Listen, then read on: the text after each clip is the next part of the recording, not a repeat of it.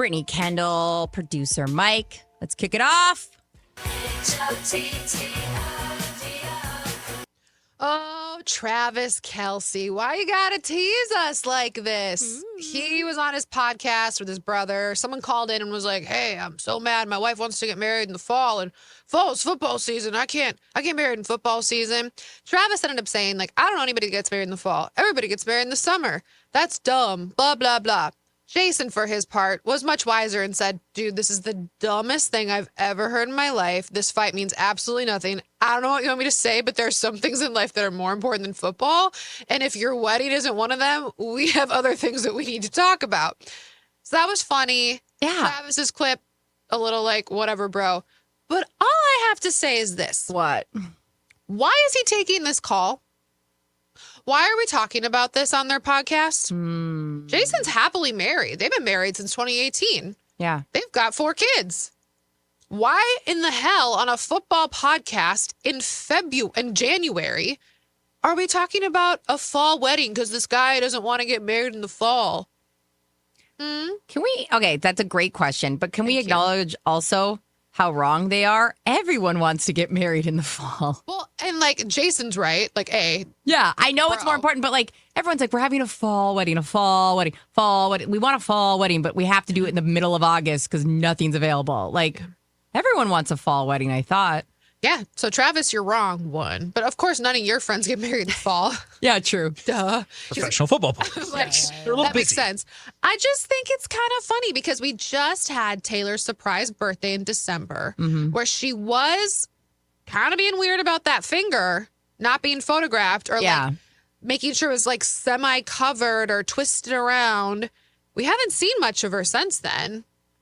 Mike, where do you fall on this? Because I have my opinion with what they are. Well, this is 100% a planted call, to your point. They put it on there, and I think they absolutely are engaged. I think they're engaged as well. I don't think they're married yet, but No. I think they're engaged. You guys 100%. really do think they're engaged? Because Yeah. I'm thinking like I'm going to be the clown here. No. Also, she's like, okay, so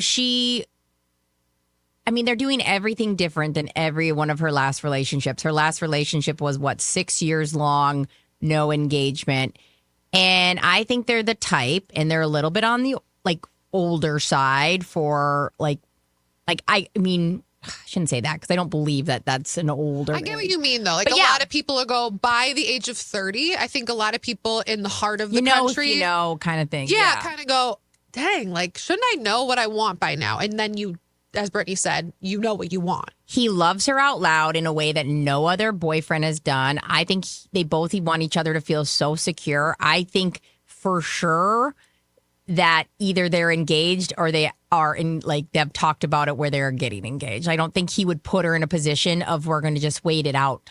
And just like it makes sense that she wanted to wait till the end of the Eras Tour, it also makes sense that he's going to want to wait until the end of the football season because they do have a bye this week. The NFL playoffs get started this weekend. They don't play. They'll play the weekend after that. They've got basically 3 more weeks and then potentially a trip to the Super Bowl. So I think they're going to allow the season to play out. Don't want that big media distraction, that circus that's going to already be there in Kansas City. But I think they're going to let the season play out, and then we'll get the announcement in February or March.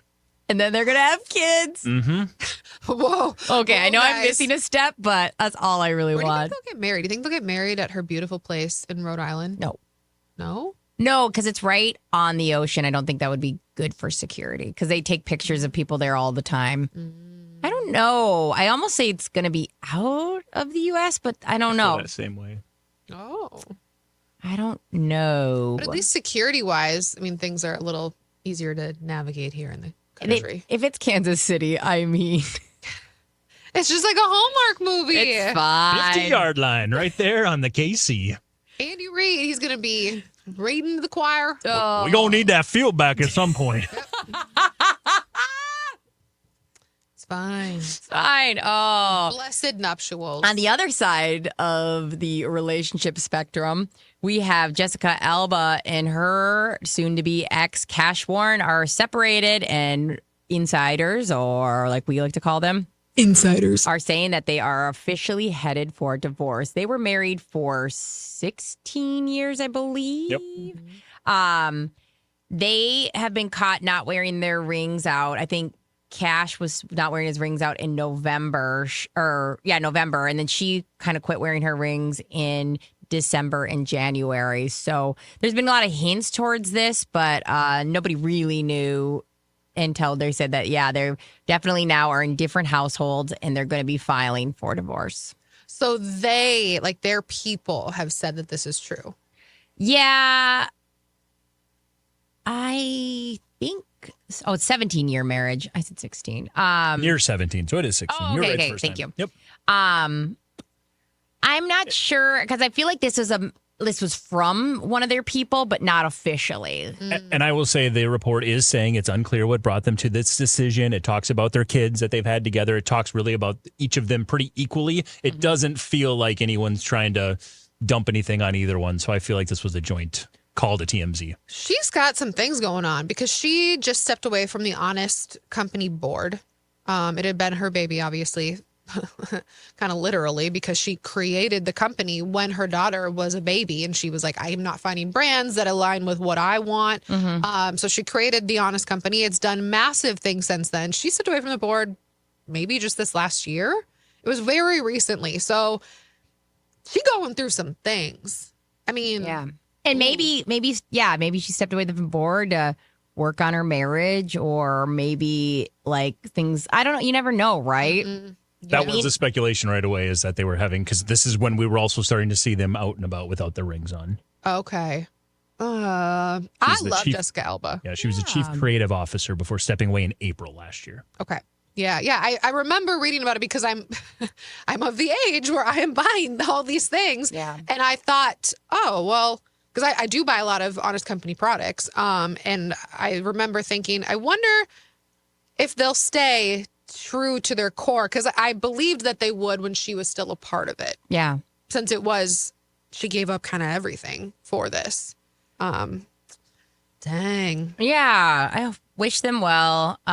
It's a good start in the PR world. I mean, here's the thing is nobody's drawn blood in the PR world yet. Like Mike was saying, that's a good sign that this might be an amicable divorce that could move along because there's not a smear campaign against either one of them from the get-go. Now there's a lot of trust in now moving forward, and we'll hopefully they can keep walking that same line because they do have kids. Yeah, 3 kids, the oldest being 16, and having a 16-year marriage too. It makes it feel a little less from the publicationshipy side and who's playing who. And they did say at the end of the article, we reached out to reps for both and no word back so far, even though those are the reps that brought you this story. But thank you, TMZ. Thank you for letting us know. Yeah. They have no follow-up. Yes. Because there's no actual paperwork yet. So we're getting this from somebody inside of the building.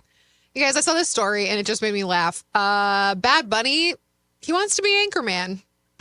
He's got his 6th studio album just came out. And so it's a big love letter to Puerto Rico.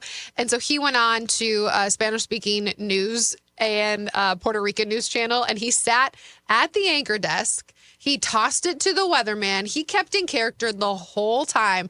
And he looks good as Anchorman Bad Bunny. He looks hot as hell. I'd watch his news channel. I wouldn't know anything he's saying.